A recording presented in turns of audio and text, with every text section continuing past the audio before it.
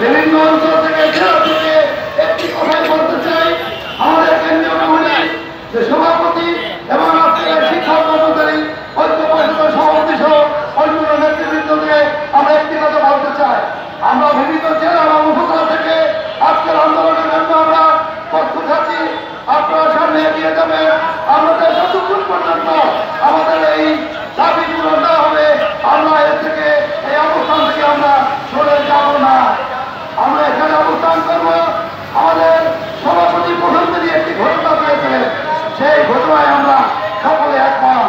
তিনি বলেছিলেন, উদাত্ত আহ্বান করেছিলেন যে হয় আমাদের সেই কারাবরণ, নয় জাতীয়করণ, নয় মৃত্যুবরণ। আপনার এই সংগ্রামে সারা বাংলাদেশের শিক্ষক কর্মচারী ভাই বোনেরা অসুবিধ। আমরা এই একই সংগ্রামে আমরা সকলে সহমত পোষণ করছি। তাই আমি বলতে চাই, আমাদের আজকে যে সরকার আমাদের বর্তমানে আমাদের সেই উপদেষ্টা মন্ডলের যিনি স্থান রয়েছে আমাদের এখানে, তারা যদি অসুবিধা আমাদের এই দাবি দেওয়াগুলো মেনে না নেয়, তারা বিগত সরকারের মতো তারা হোল্ড করবে।